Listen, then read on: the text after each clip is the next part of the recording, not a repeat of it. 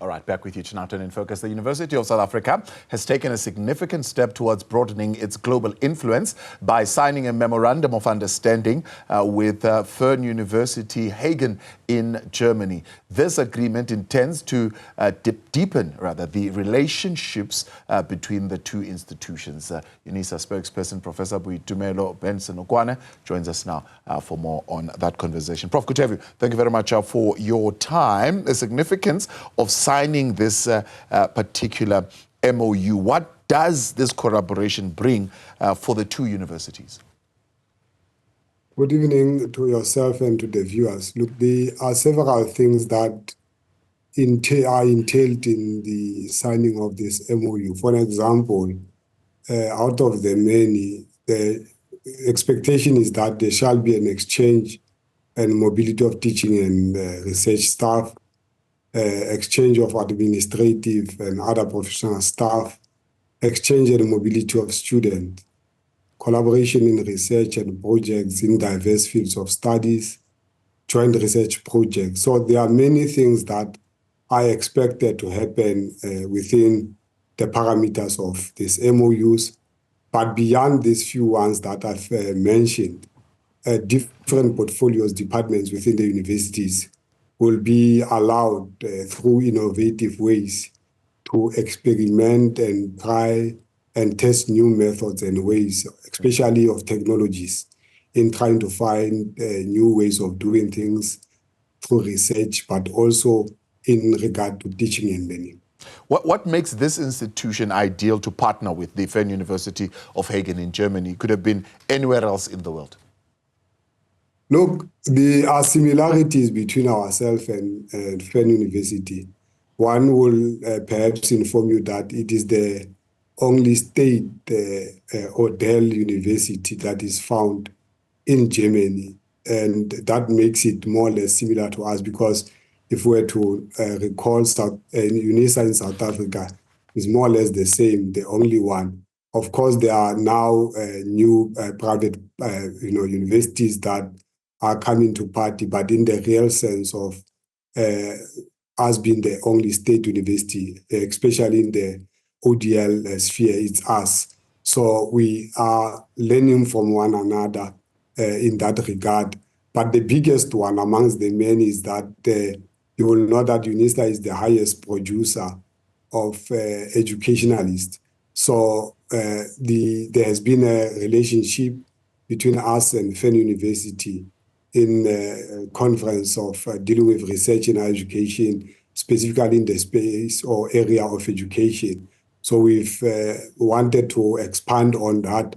But when we were there, we also had meetings with people who are dealing with energy, academics in the space of energy, researchers.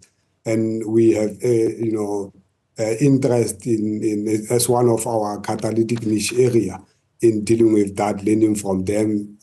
Germany also learning from us. You will know that South Africa, as we speak, has many challenges as in relation to energy. So we are excited that this is a possibility and an opportunity for us to learn from them and also learn from their challenges, not only strengths. Yeah. How different is their ODEL system or model that they're using compared to what we are using here? And can we derive any value from of course, what they are using? Look, to be honest, they have learned most of the approaches and methodologies from UNISA, because they were only established later than UNISA. So they've actually learned a lot from us. But one has learned also by visiting recently in these past weeks or so that they have advanced in certain areas that we can learn from. For example, the campuses are more or less smart campuses. They've improved their infrastructure and campus in a sense that they are using modern technologies and in how they function as a university. And most of them, they work from home. Of course, one will argue that there's nothing new about that, since we were faced with COVID and some of us had to work from home in other areas. But for them, it is more kind of a permanent an arrangement. One has also learned that, for example, there are professors work from home permanently, but beyond working from home, what is expected of professors is that they are treated as the highest ranking officials, of course, after government officials in the country, or more similar, treated in the similar ways as those government officials, and exonerated from certain things by the society or by their own state. So there are a lot of things that one has observed in terms of human resources, but also their financial models are more or less, something that we had to learn from, especially that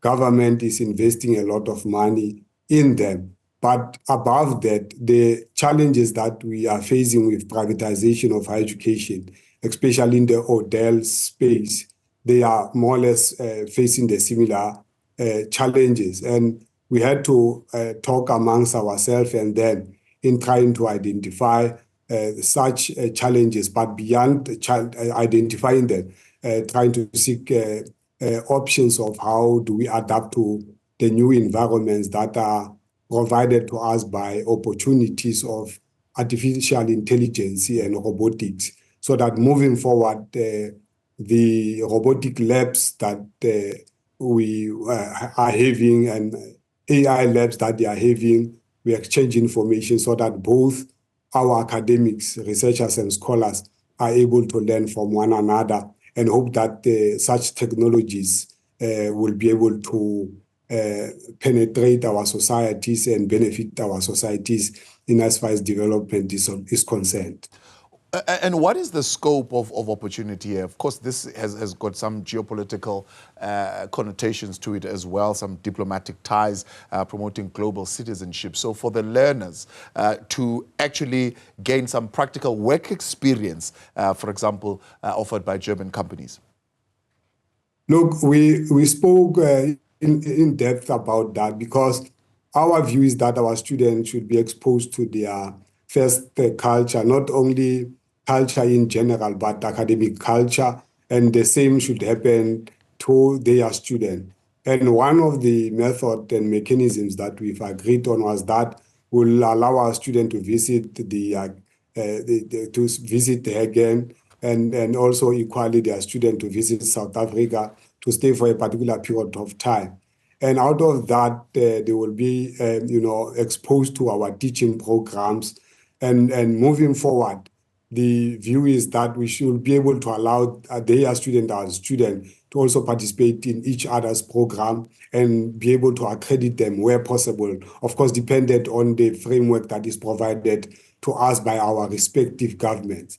But the program of student in UNISA, it has been happening. In fact, as we speak, recently we've just accommodated a student from Romania who's has been staying here with a view that we'll have the same exchange program. But in regard to Hagen, from the beginning of next year, some of their students will be visiting here to come and study, and not only to study, but to explore the culture that we have as South Africa, as UNISA, so that they are able to learn from the different programs that we have, but also the input that we have as a country, and hoping that the same will happen to our students. And more or less, that's what we'll be doing. And it will also go beyond our students and also expand to our academics, who will be doing joint research programs, co-publication of articles, co-supervision of students, or sole supervision of students. Those are some of the discussions that we have, and hope that our students will use this opportunity to study, for example, with supervisors from from FernUniversität, and learn from their expertise, with a view that they will transfer that to their studies and interpret their studies based on what they would have learned from Germany and academics and researchers in Germany. So more or less, that's the innovative part that we are hoping that it will work for us. But beyond that, transfer of skills from them, equally the same from us, because we want to work and move from the premise that we are equal partners and each have got something to bring into the table. Prof, appreciate your time. Thanks so much for coming on. Professor Boitumelo Senokoane, Acting Executive Director of the Department of Institutional Advancement at UNISA, speaking there on the MOU that they have signed with the FernUniversität of Hagen in Germany.